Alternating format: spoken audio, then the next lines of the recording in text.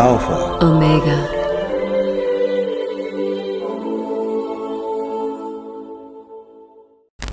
Thank you for joining us on Easter Sunday.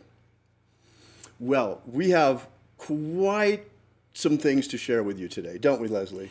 Yes, in fact, a number of really amazing revelations will be revealed to you today. A lot of things coming up here. I am Bishop David Griffin, and I'm here together with Reverend and High Priestess Leslie McQuade. Now, Leslie is both a Reverend and a High Priestess, as she is both an ordained minister, and at the same time, she is also a Wiccan High Priestess. And how that came to be is going to be an interesting story that Leslie will tell you today. As for me, I've been involved in esoteric studies for a very, very long time. And actually, the whole thing began for me when I was a kid. And growing up as a teenager, I began to realize that there must be more to Christianity than what I was experiencing. And it seemed to me that the message that we were getting in the Bible was only part of the story.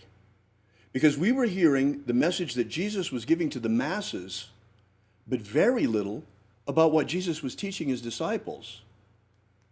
Seems a little strange, doesn't it? What we would like to share with you today are a whole bunch of interesting things. Today is a very special day. In fact, it's a historic day. Today is a weird Easter, no? Very strange. For the Very. first time in almost 200 years, the egg celebration at the White House will not be taking place. Oh, that's so sad. It's tragic. It's tragic, and many, many other things. Believe it or not, there are today people who are being arrested for going to church. Well, if not arrested, ticketed. It's been going on for a week already. Folks, we are in a serious situation here. It's very serious, no, Leslie? It's incredibly serious. We are all under house arrest. We are involuntary prisoners in our own homes. Exactly. And there is absolutely no reason for it. This should show us just how quickly freedom can disappear. In fact, freedom can disappear very quickly. Look what happened to us. So fast, just because of a virus. Might not have even been a virus. Had they said it anyway, we would have all reacted the same. What we have shown here is just how quickly humanity will acquiesce and put up with totalitarianism. I mean, we are, for all purposes and effects, under martial law already, at least for now.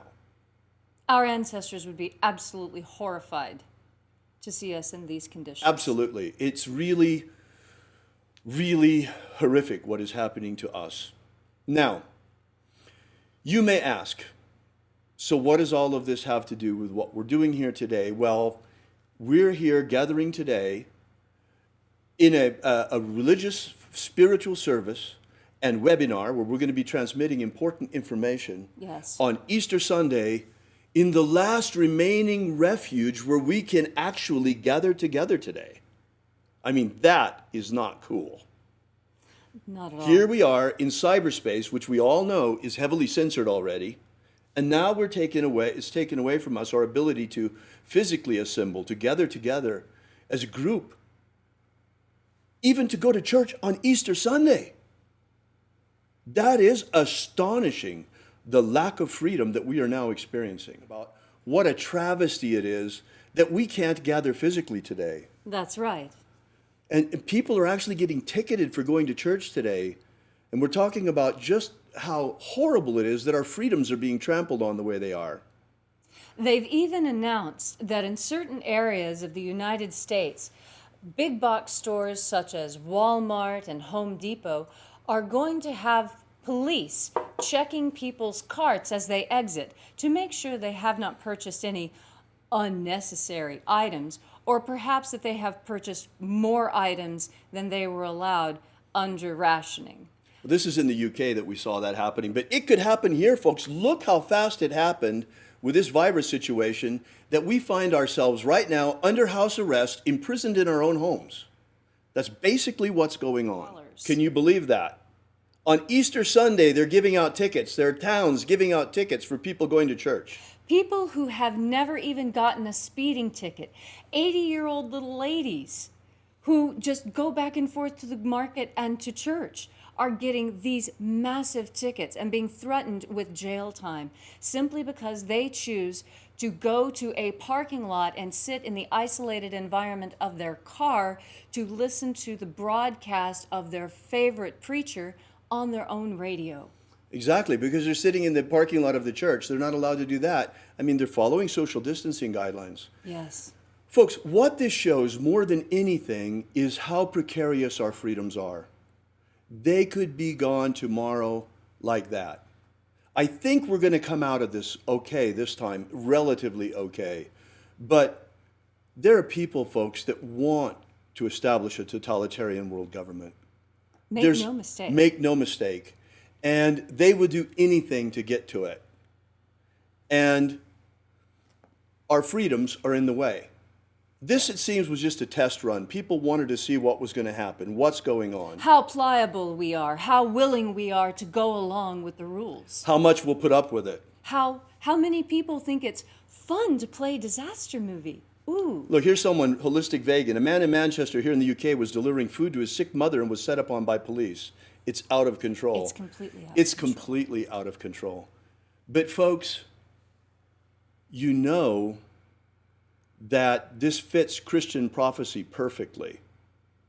Now, whether this is the realization of prophecy or they have been scripting their world takeover attempt using Christian prophecy, which comes first, the chicken or the egg? But here we are, Right. where they actually are trying to take over, and they are trampling our freedoms today. And all of us are cowering in our homes afraid of a cold virus. Souped up cold virus is basically what it is. We've never been afraid of the flu. You know, this is just symptomatic. But today we find ourselves in a unique situation. I mean, absolutely unique. This is unparalleled in the history of mankind, the situation that we find ourselves in today. Now, those of you who have been with us for any length of time know that every single morning, Leslie and I are magically working for human freedom worldwide. Now you know why. We have seen this dark tide coming. We've been fighting against it.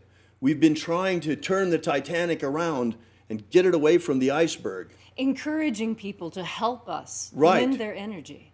Right, to the cause of human freedom. When our freedoms are so precarious, on the edge of a razor blade, and could be gone tomorrow. In fact, according to Christian prophecy, the Great Tribulation is coming. And it looks like it's upon us, folks. I mean, look around. Look around and look at what's happening. They're already experiencing the Great Tribulation in China. People are being Right. burned alive. Right. You know, there were Overdose. stories coming out of China of the crematoriums burning people who died of COVID-19 and hearing screams coming out of the crematoriums from people that were still alive. I mean, this is happening in the world today. Today. And just because you're not experiencing it face to face doesn't make it any less real or Right. any less dangerous to you personally. I mean, you saw how fast this virus got around the world, and we all got affected by it. So, here we are, folks, in this weird situation. It's absolutely bizarre. Very, very strange situation. Never heard from before in the history of mankind. The whole world is basically under house arrest. All of us. In one way or another. Half the world, but I don't want to exaggerate. Right. But pretty much. By one little virus. That was all the change that it took. Now you see how precarious it is.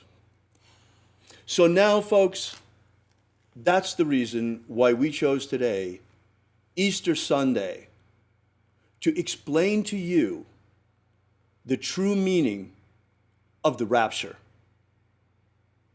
The rapture, of course, we're talking about from Christian prophecy. Most Christians that think about the rapture imagine it as an event. Right. Now, how are they imagining that?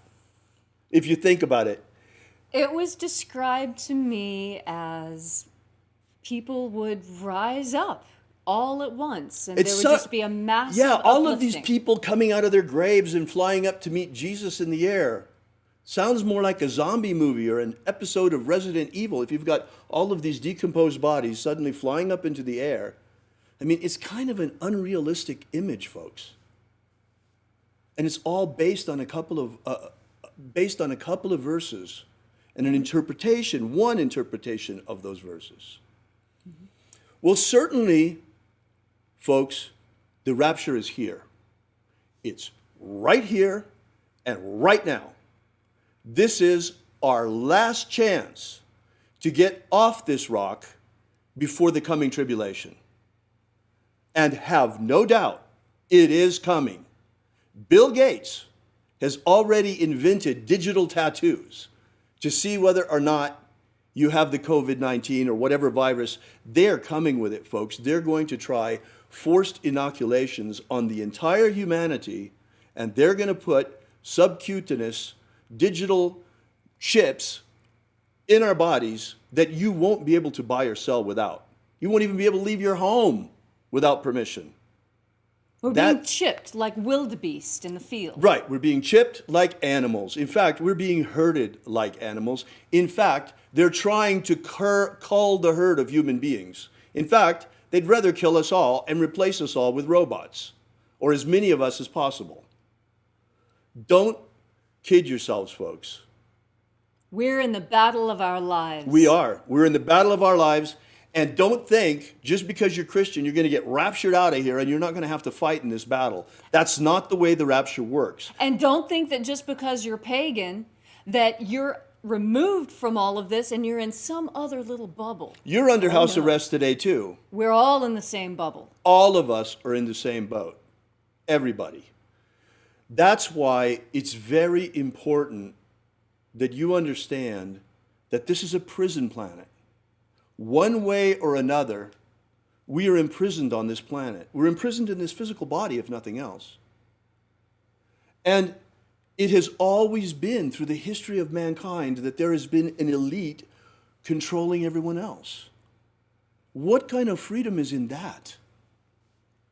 The freedom to obey. I don't choose that freedom.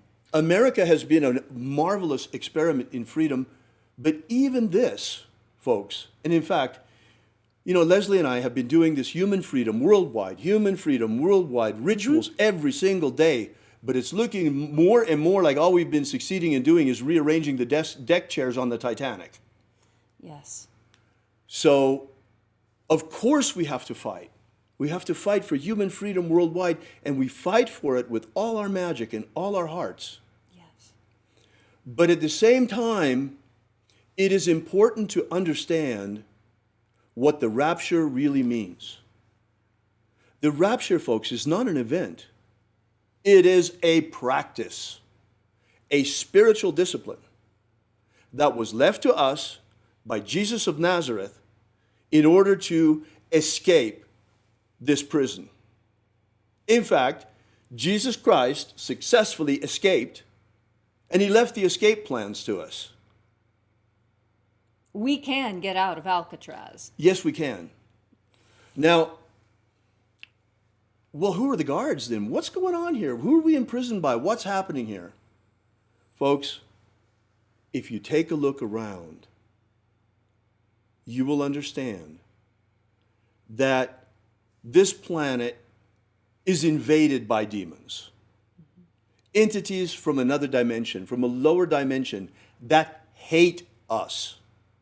Desperately loathe us. They want us to be gone. And unfortunately, there are human beings and black magicians that are in league with them. Who, for some reason, appear to hate their fellow humanity. Well, they would rather have personal power and lord it over us. That is not going to work the way they think it is. Right. Not at all. Not at all. Not at all. So therefore, it's very important. If I had told you this any other Easter Sunday, you would say, ah, he's nuts. And there are people for sure that are watching this right now that are saying, ah, he's nuts. But you will see. With time, you will see. Yes.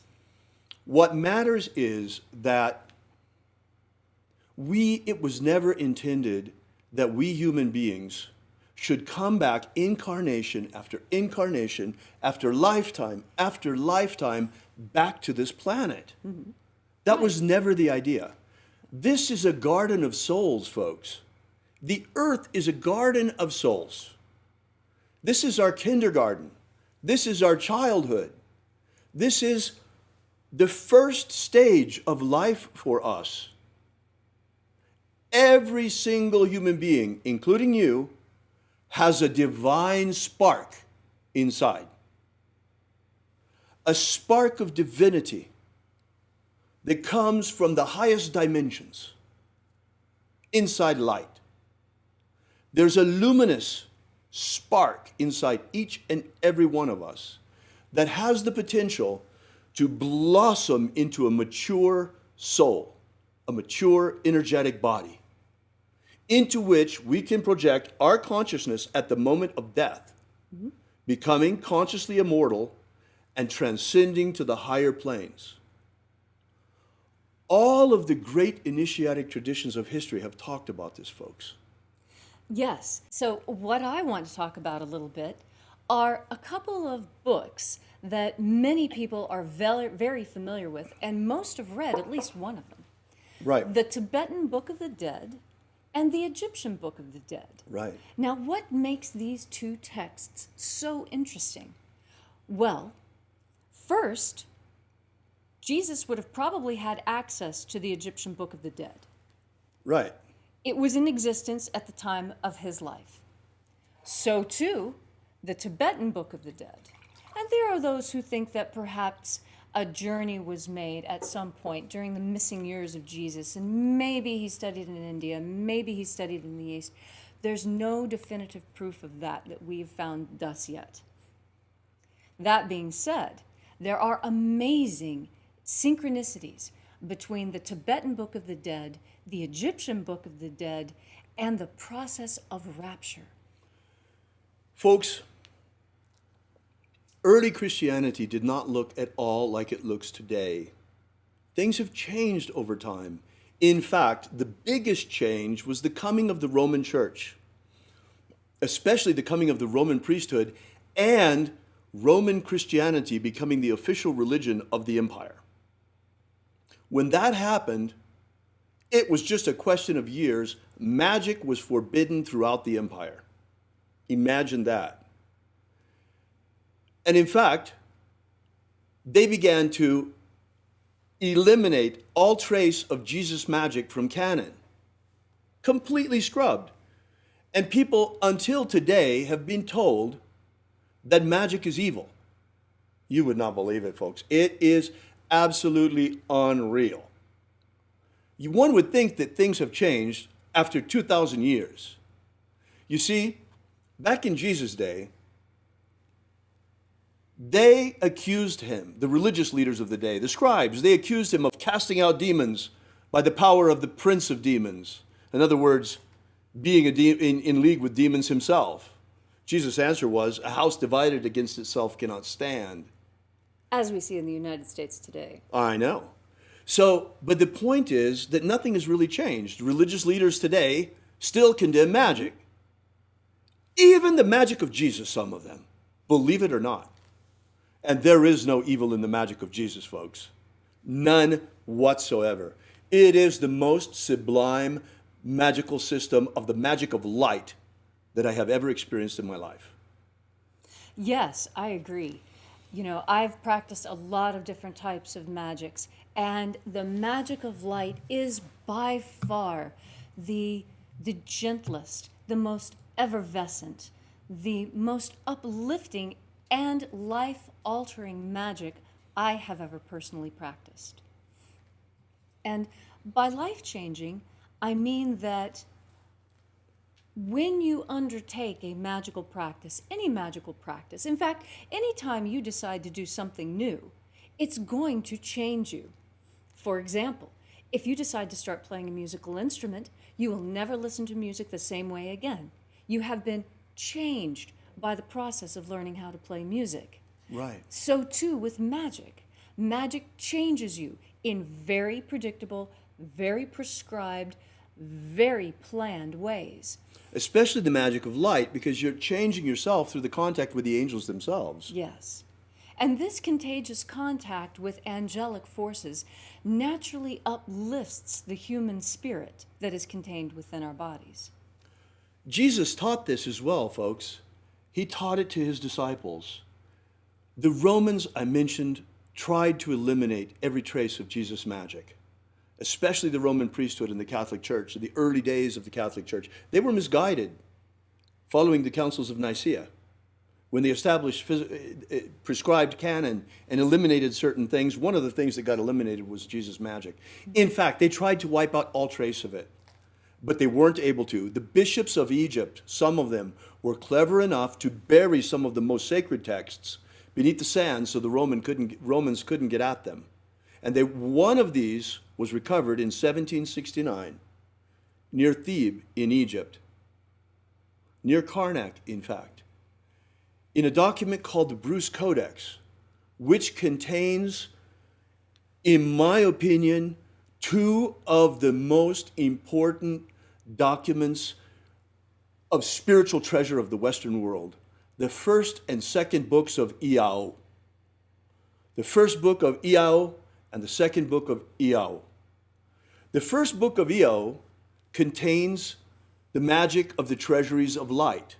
That is what Leslie and I have been sharing with you now on a daily basis for almost 2 years now. Yes. Every single day, you opening the treasury of light, a different treasury, and working our way through the entire system. And also doing some work with scrying on our own to get to know the system thoroughly. Mm-hmm. But the second book of Iao is even more interesting than the first. And this is why Leslie brought up the Tibetan Book of the Dead and the Egyptian Book of the Dead. Yes. Because, folks, I hate to be the bearer of bad news, but the earth is invaded by demons and we are riddled with them. Human beings also. It's like waking up and seeing what's going on this planet is like discovering you have termites in your house. You have to get rid of them. And this is the purpose of baptism. Mm-hmm. John the Baptist said, I baptize you with water, but he who comes after me, he will baptize you with fire and the Holy Spirit. Well, he was referring to Jesus' baptisms that are contained in the second book of Iao. Yes. The baptism of the waters of life, the baptism of fire, and the baptism of the Holy Spirit. 3 baptisms that Jesus gave to his disciples. These are 3 initiatic rituals that have an exorcistic function. And they're followed by a ritual specifically to break the power of demons over you forever. This is the whole point of Jesus' magic. This is what it's all about. It's about liberating ourselves from the demonic forces that have us today imprisoned in our own homes. And it's possible. So this is what the magic of Jesus is all about. And it's followed by the mystery of the forgiveness of sins. And then the most important piece of the whole thing, the magic of jailbreak, the magic of rapture, the magic of rising on the plains and getting past each of the guardians as we rise. It is the magic of resurrection into the kingdom of light. Yes. Never before have these things been stated so clearly as they are today. Mm-hmm. Mark this day, April 20th, 2020, for this is the day that the beginning of the rapture has been proclaimed, mm-hmm. as we are proclaiming it right now. Because the rapture is not an event. The rapture is a magic. It is the magic of ascension, the magic of resurrection, the magic of liberation from this body of flesh. No longer do you need to come back and reincarnate in another meat body. But at the end of this lifetime, we can transcend directly into the kingdom of light using the magic of Jesus. The rapture magic of Jesus. Now, I want to say a few words to the pagans who may be out I'll there. bet. Because, well, for one thing, you need to know how I came to hold the opinion that I have. Because I have, and anyone who has known me has known that I have been very adamant in my criticism of Christianity. And there are many points that Christianity deserves to be criticized for. Yes, the Inquisition was hideous, and they should be criticized for that. However, I counter. Have they not changed their ways? Is there no better sign that the magic of Jesus can move on people's hearts and change them than the fact that Christians no longer seek to burn witches? Now, another thing that perhaps may surprise you is that I am absolutely now comfortable with Christians and Christian magic. This was not always the case for me because I had some baggage, which a lot of pagans do have baggage from this. Something that is very, very difficult for pagans is to understand that if you're really going to be a polytheist, it does include Jesus and Yahweh and God and those Christian concepts.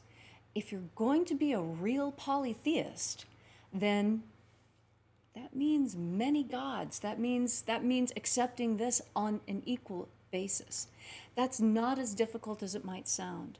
Now, if it is difficult, I'll tell you why it was difficult for me. I was under a mild form of demonic possession.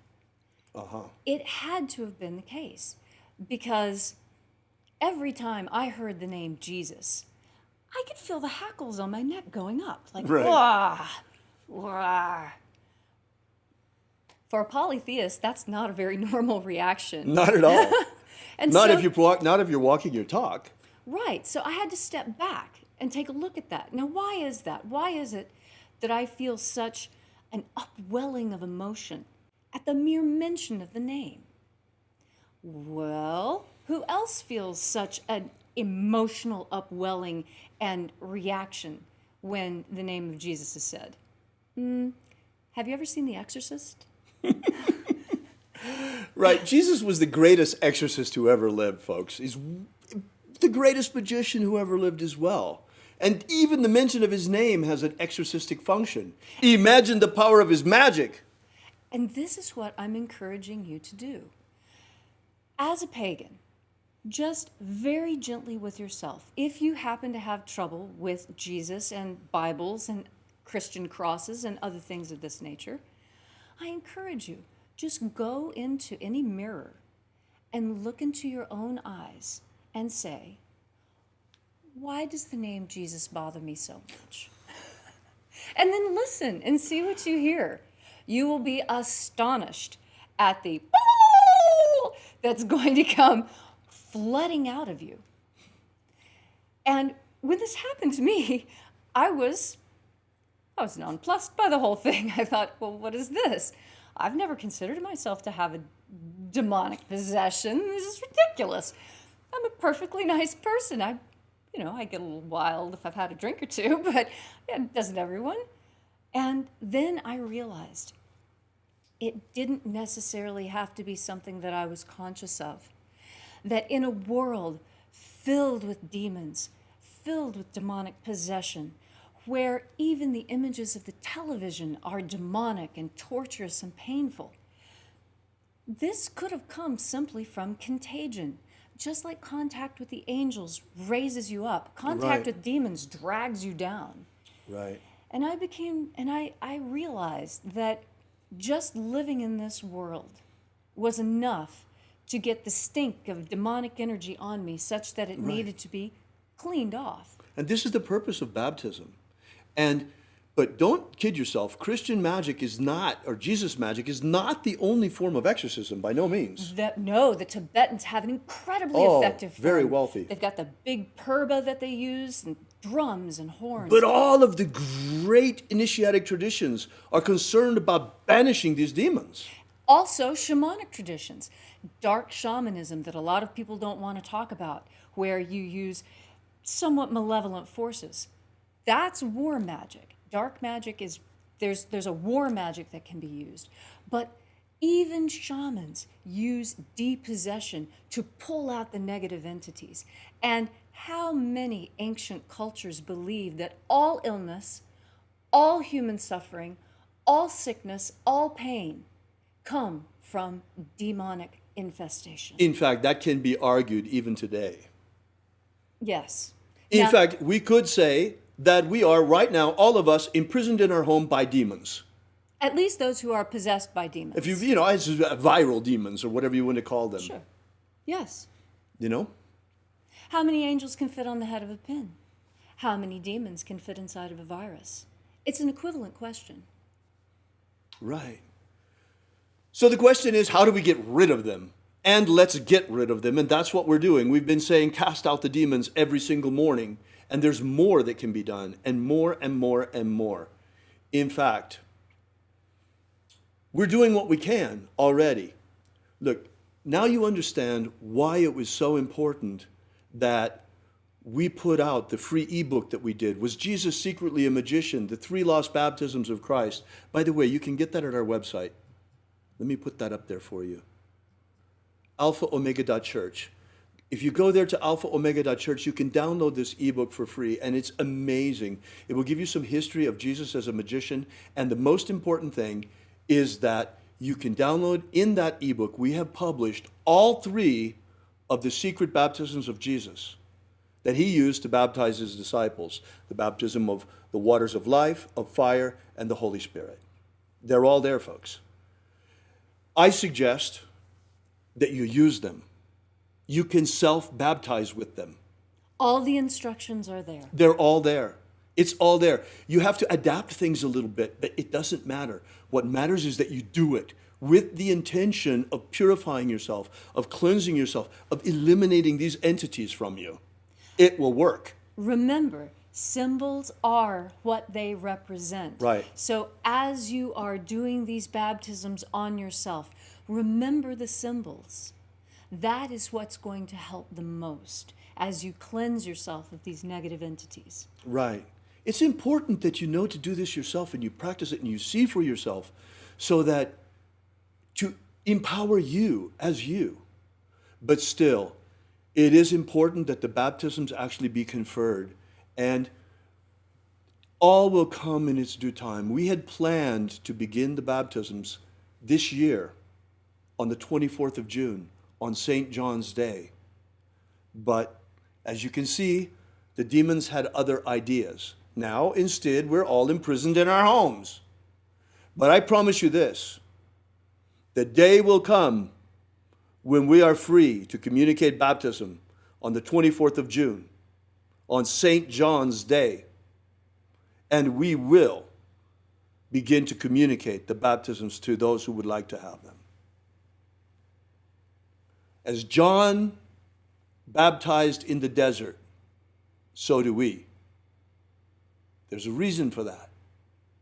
Why did John baptize in the desert? Because of the powerful sun there, the God force energy, how strong it is burning in those places at that time. We will communicate these to you. I will baptize you with the waters of life, with fire, and with the Holy Spirit. By the way, my middle name is John, for those who may not have known that. Let me say a word to the Christians. This message, the message of the rapture, is not exclusively for Christians. In fact, this is one of the things that has gotten me in trouble more than anything, is the fact that I have Leslie by my side. Hi. A pagan high priestess, which I have insisted on from the very beginning. We have been berated by certain religious leaders, folks, for that. I've been accused of many things, but mostly they don't like the fact that Leslie is here. Too bad. The message of the rapture, the magic of Jesus, is for all who want to practice it, not just one sect or another. This is a magic of liberation, folks. It is the patronage of all humanity, of all human beings. The magic of freedom, the magic of ascent, the magic of resurrection unto eternal life in the kingdom of light. The kingdom of light is a very real place, folks. It is a dimension at the speed of light. And that's where we're going using this magic. But the bad news is,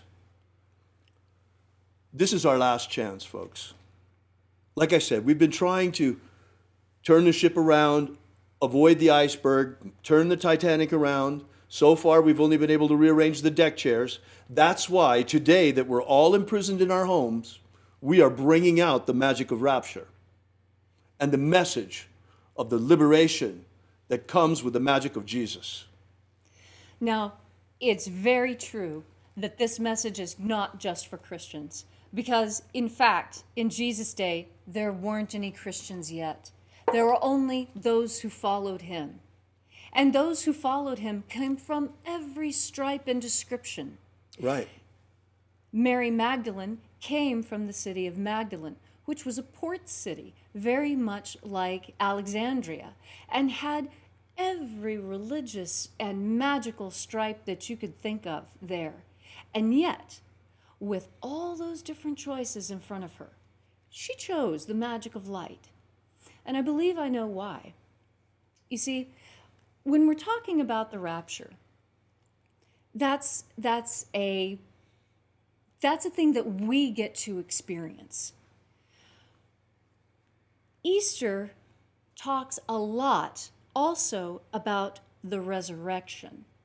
And this, I think, is very important because I want you to understand my understanding of what the resurrection is through my particular lens.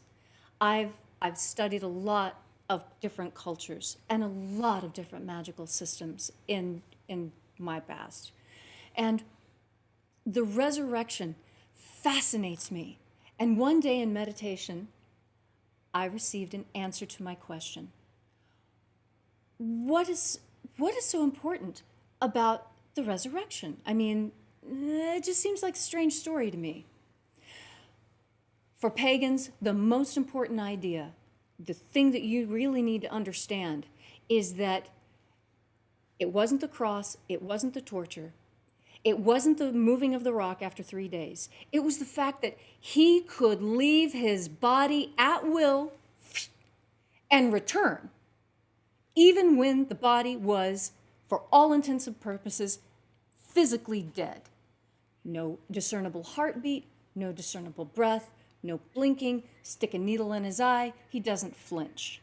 Okay, must be dead, take him down, put him away before he stinks, right? It is amazing that someone could physically disconnect their spirit from their physical body, leave, and then come back and reanimate that body. That is a magical power that I am awed by, to be quite honest. I have seen some really incredible acts of magic. I've seen telekinesis. I have seen levitation. I've seen some really kind of startling, freaky things as well when I was hanging out with the Indians. But I have never seen anyone who has the ability to die and come back. That is a magic beyond all others. And what that says is that his light body was so fully intact and so functional that it was ready right when he needed it. And he could just bloop, step right into the new suit and out of it and back in and out again. And this is talked about in the Bruce Codex, how he was able to put on the robe of light. The robe of glory, exactly. He recovered his robe of light. You know, this story is quite amazing. And it's very important for the Christians out there to understand that Jesus' main message was not salvation. His message was abundant life, here and now. And you can have all the life you want. We call it God force energy. You just have to learn to assimilate it and shine it. This is the most important part of his message. And it's the part that Christianity today has lost, because the pastors of today, by and large, are but the blind leading the blind, as was the case in Jesus' day. In fact, many of them condemn the magic of Jesus itself, when it is the true magic of true salvation, the magic of transcendence, the magic of resurrection unto the kingdom of light, the magic of ascent into the luminous dimension inside the sun. And that's another thing, folks. Why is it that humanity still today apparently can only imagine life on other planets and not life in other dimensions? Why do we have to think that there could only be life on a planet in another solar system? Why not? Why can we not even imagine that the stars themselves are teeming with life? Life not like what we know, because it's a luminous life, not material. Right. We scrape together our pennies and send it to the government so that they can build these fabulous machines that carry them places to grab little samples of water and look and see, are there protozoa?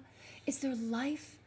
And all you need to do is open yourself up to the possibilities of life inside of stars, life inside of dimensions, multiple layers of life living on life in an amazing interconnected four-dimensional web, 5 dimensions. In fact, mathematicians have already proved that we live in a universe that is constructed on a structure of 11 dimensions. Wow. We have access to only 3, and peripherally of a 4th one. So why do we think we know what life is? Why do we think we know where it can be found? Those who practiced in the past ancient magics, in fact, had more knowledge of life in other dimensions than we have. Although that is changing. There's a very startling development. There are those who are experimenting with going into other dimensions through the use of hallucinogenic drugs and electrical wires. The problem with that is you don't have any roadmap, and you're just being dragged off to who knows what, and they run smack into these demonic clockwork elves. A lower dimension, because Right. the drugs are pulling them down. Right. Folks, all you really have to do is open yourself to the angels. They will come. And it's really wonderful when you're using the magic of light of Jesus, because the magic of the treasuries of light is astonishing in terms of contacting the angels. And once you contact them, the contagious contact with them, because they are reaching down to you from the kingdom of light, from the universe of light, from the luminous dimension inside the sun, and contact with them changes your energetic body, your nature, so that you become more luminous yourself. This is what the magic of light is all about, in all of its forms. Yes. Yes. By the way, something occurred to me when you were talking before, Leslie. Yes. You know, you're right. Yeah, okay, I get some grief because of the fact that I insist on including you. Oh, but you don't know how much grief I get for including him. I know it goes both ways. Hey, well, we're in good company, because guess what? Jesus got the same grief in his day for including Mary Magdalene. And she, I'm sure, got the same grief for hanging around with him. And she was one of his closest, if not the closest, disciple. And just for the record, no, she wasn't a prostitute. She was a free woman, unmarried.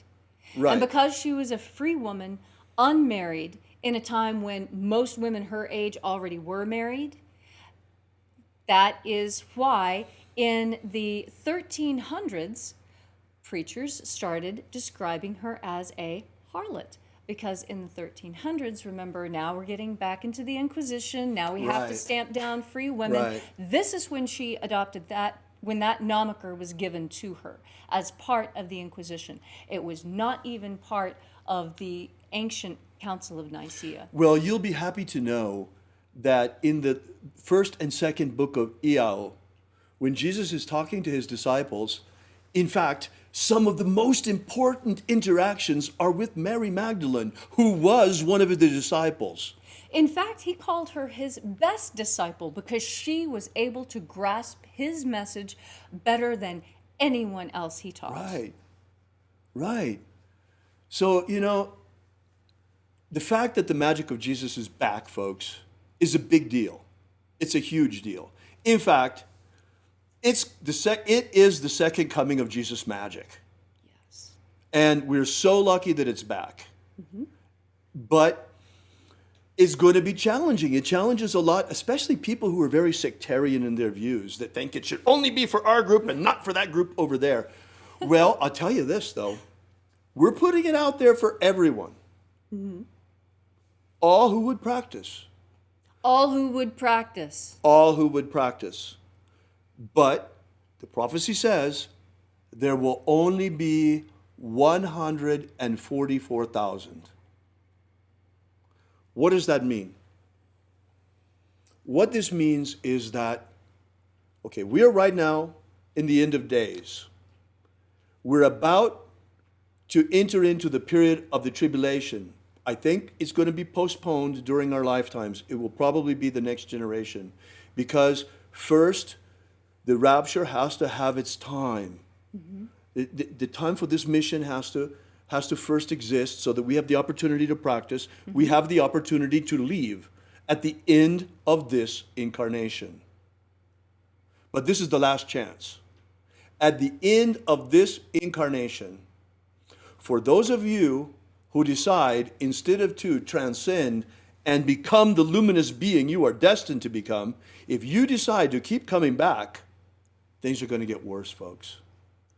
It's a lot worse. It's not going to be... It's going to make the lifestyle of Upper Paleolithic mammoth hunters look like a picnic, okay? Just so you know, it's really going to be incredibly uncomfortable. Well, they certainly don't want us to have a lot of freedom. And maybe we can push this off for a while so that we have enough freedom in order to practice and to spread this message, and that you have the opportunity to practice, and that you also have the opportunity at the end of this lifetime. And that's very important. We are not advocates of suicide. No. We are advocates of proper preparation for death. And that's what is important. That's why I mentioned the Egyptian Book of the Dead and the Tibetan Book of the Dead, because these are training manuals for the process of death. Right. And we also have this in Christianity in the first and second books of Iao. In fact, the book of the practice of transcendence of rapture is in the second book of Iao. And it's much simpler in the texts that Jesus left than it Very is in the, oh my straightforward. goodness.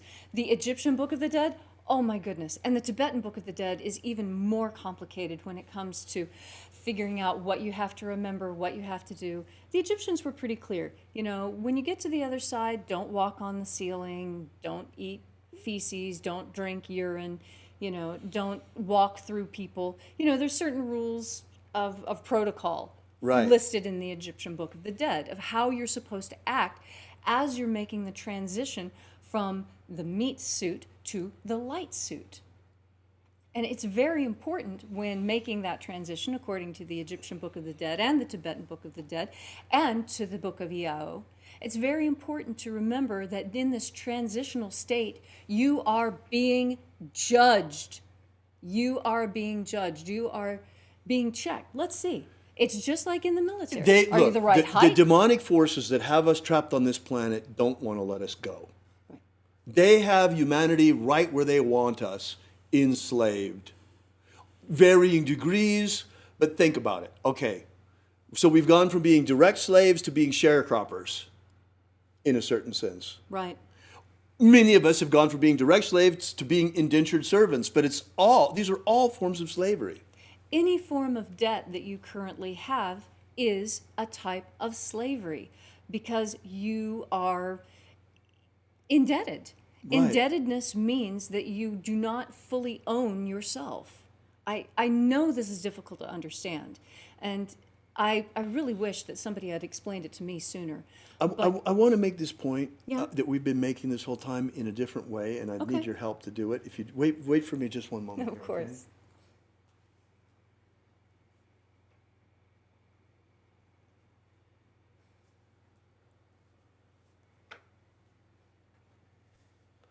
I think you've seen this before. Join me up here where they can see it too. Okay. There we go. I think you've seen this before. Every morning for the last more than 2 years, we've been out there with a staff like this one, if not this staff, saying, set my people free. Yes. Set our people free. Set our people free.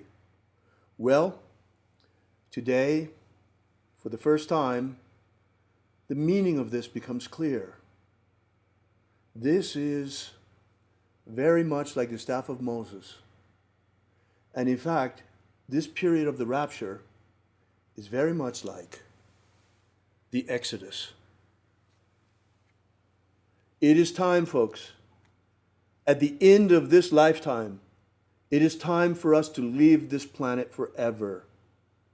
The time has come for us to leave the land of Egypt and to enter into the promised land. This is a symbol, folks. The land of Egypt is this planet Earth, and the promised land we speak of is the luminous dimension inside the sun. We are luminous creatures, and the time has come for us to go home.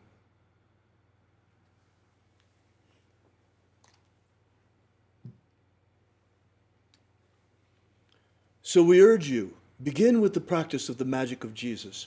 Join us in the mornings, daily, or on the restreams of our rituals.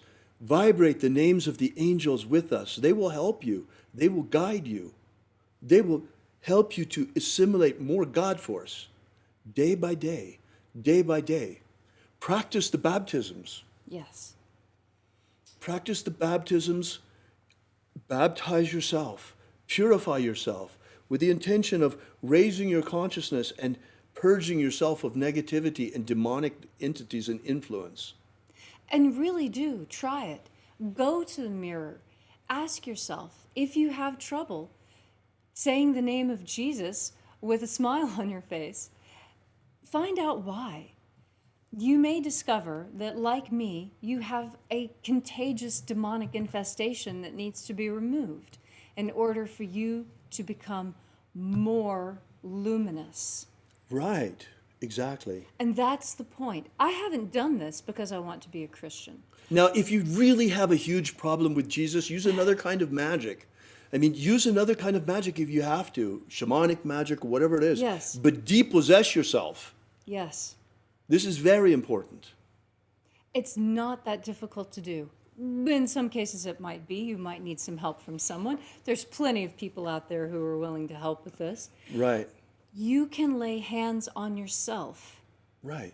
You can self-exercise so that no one needs to know what's going on. It's just you, yourself, your eyes, your mirror, your sovereign will, and your full intention to be the most light, most luminous creature you possibly can. And to the magicians out there, remember this. Symbols are what they represent. What is happening also today is that the magic of exorcism is becoming more important than ever before. Let me give you an example. I believe, well, it's very possible. Right now it's impossible to know because they won't test you unless you have such severe symptoms that you almost need to be hospitalized. But I believe that I caught COVID-19.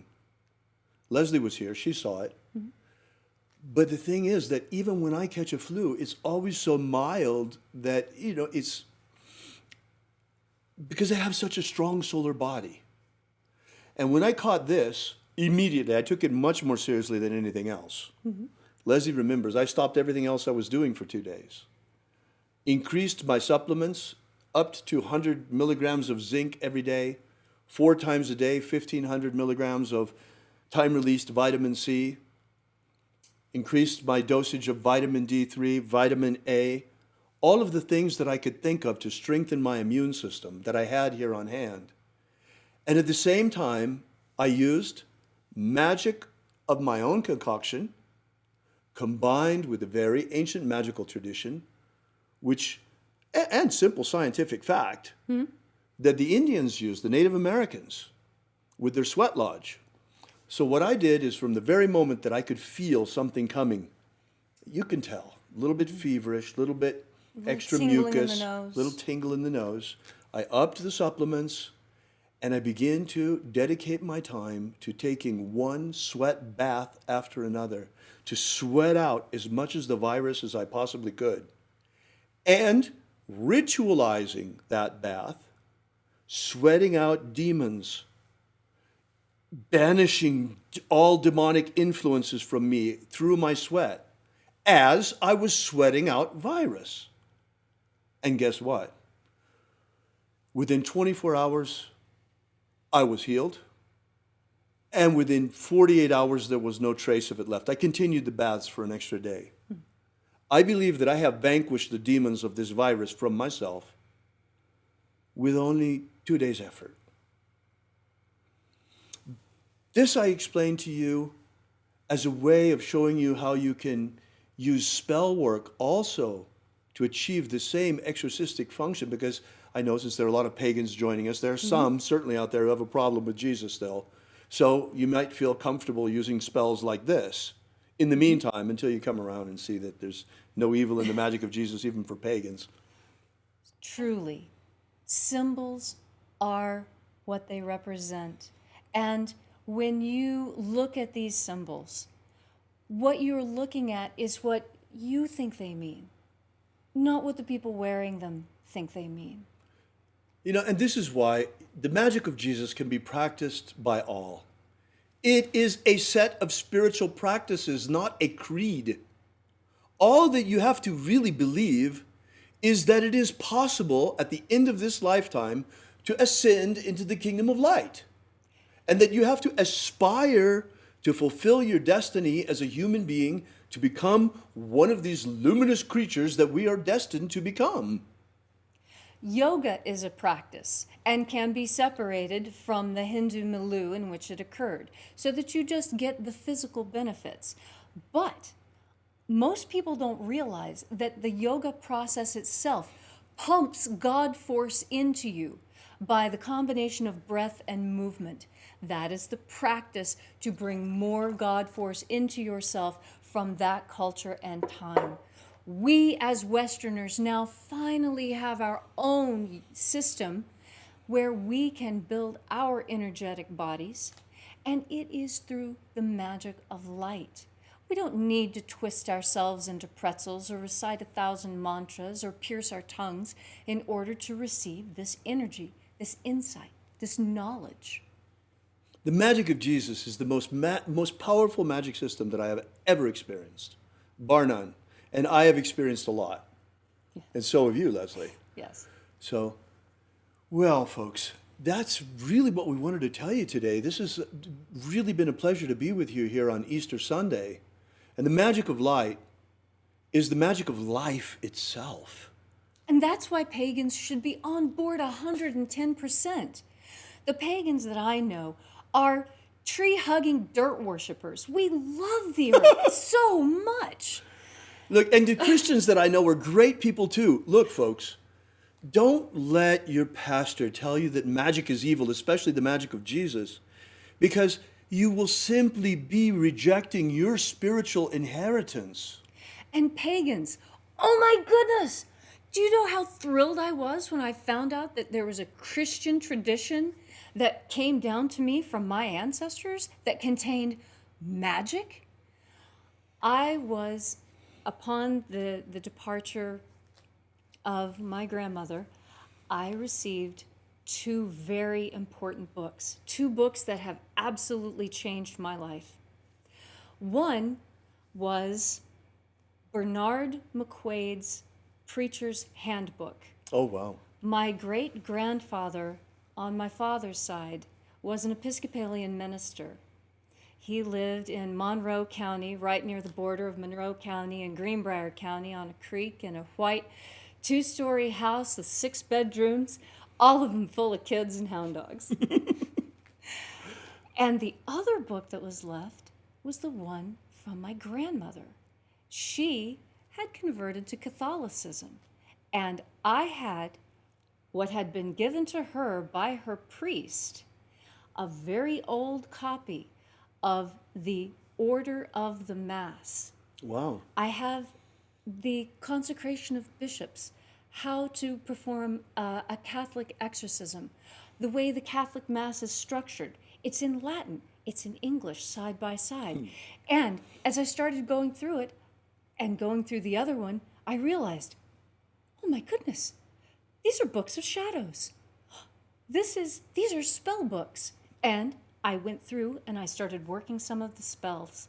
And the magic that is contained there is every bit as powerful as anything I learned from Manny Two Feathers. It is strong magic, and it's our birthright. Most pagans that I know are converts. They were raised in a Christian house and they decided that Christianity wasn't for them, so they adopted a new faith. Well, I am here to tell you that it is time for you to take a look at that which you left behind, because Don't throw the baby out with the bathwater, folks. I think you missed some really good stuff. Now, do not listen to the preachers of the past. You know, religious zealotry is really a problem. Yes, I mean, it is. whether it's Islamic religious zealots or Christian religious zealots or pagan religious zealots. Or atheist all of zealots. these people that want to create these little boxes and exclude Right. everybody else. Well, look, folks, here we have got a magic of transcendence. We've got something of great value, of huge value, that is the patrimony of all mankind, and we can all use it to not have to come back to this dirt ball after we die. But this time, we go to the kingdom of light. We transcend. We're ready. We know how to escape. We know how to get past the barriers. Yes. That's the magic of rapture. That's what it's all about. And this transcends creed. Yes. That's the message. This is why you have a Christian bishop here standing next to a pagan high priestess, well, who is also a neo-Christian reverend. By the way, this is very important because, you know, Christianity has come to understand itself in a very particular way that is not completely harmonious with the magic of Jesus. And in fact, there are whole schools or aspects of Christianity that will certainly reject the magic of Jesus. But I've been a practicing neo-pagan for 30 years. I've practiced neo-shamanism. And when I looked at this system, Right, I couldn't see it as the Christianity that I remembered from my childhood. right. I could see vestiges of it. This is why we call it neo-Christianity. This is neo-Christian magic, folks. The magic of Jesus is neo-Christian. It's available to all. And I am perfectly comfortable with calling myself a neo-Christian, because what it means is that I have found the message of Jesus, the master magician, in a new way. Indeed. Indeed you have, Leslie. And both of us are really astonished by its power and its beauty and its glory, and we're so honored to be able to share these things with you and to play a role for humanity in bringing these things out. You know, neither one of us have any children left. Leslie chose not to have children, and then I lost my only son. Well, he was our son by that point. And after that, both of us, we don't really have any skin in the game here, folks. But still, nonetheless, we're out there every morning. Human freedom worldwide. Human freedom is trying to stop the Titanic from hitting that iceberg. Well, now we see that it's time not just to keep trying that, which we will every day. We're not changing that. Oh, yes, we're going to keep But at it's it. also time to man the lifeboats. Yes. And here they are, folks. Here's the magic of Jesus. Here are the lifeboats. We got to get out of here. At the end of this incarnation, this is the last chance. This is it. Prophecy says there will be 144,000 ripe souls ready to ascend, ready to resurrect. The 144,000 elect. Folks, are you one of them? That's your choice. Yes. If you want to be one of them, then practice the magic of Jesus, and we will leave together. Remember? We will make this journey together. This journey to the promised land, to the kingdom of light. We will ascend and we shall be victorious. But we choose in neo-Christianity for our organization, we choose not the symbol of the cross to represent us, because the symbol of the cross is a symbol of death. And we don't worship a dying Savior. Rather, we practice his living magic. And therefore, we choose the symbol that Jesus chose himself. For he said, I am the Alpha and the Omega. Yes. Thank you so much for coming out. May God bless one and all this Easter Sunday. May God bless you. May we be delivered from this imprisonment very quickly in our homes. It is time to cast these demons out, reopen our economies. Before we go, I ask that you join us for a moment in prayer.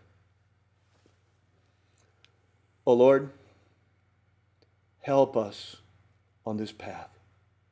Help us to transcend at the end of this lifetime. Help us to bring out this magic, that it may become a shining beacon of light for all to see. Thank you so much for coming out. We ask these things and thank him in the name of Jesus of Nazareth. Amen. So mote it be. Thanks for joining us, folks. Welcome to join us on the Exodus, because the hour of the rapture is at hand.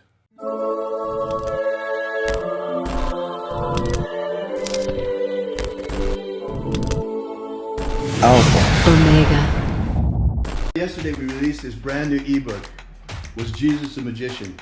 Give you the basic background of the rediscovery of the lost books of Yahweh, how it happened, why they were repressed, why it is that the magic of Jesus was nearly destroyed and wiped from the face of the earth, and the miracle by which it survived. How we only have one precious manuscript of this ancient knowledge, and that's truly all there is left. Well, maybe in the Vatican they have it, but they're not about to give us that to fill in the little gaps that we've found.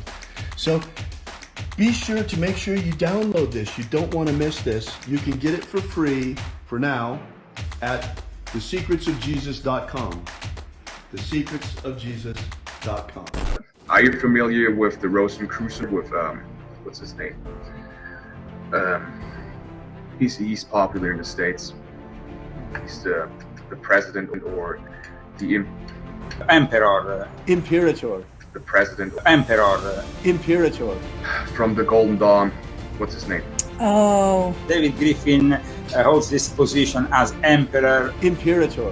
David Griffin. David Griffin. David Griffin. David Griffin. David Griffin. Have David Griffin.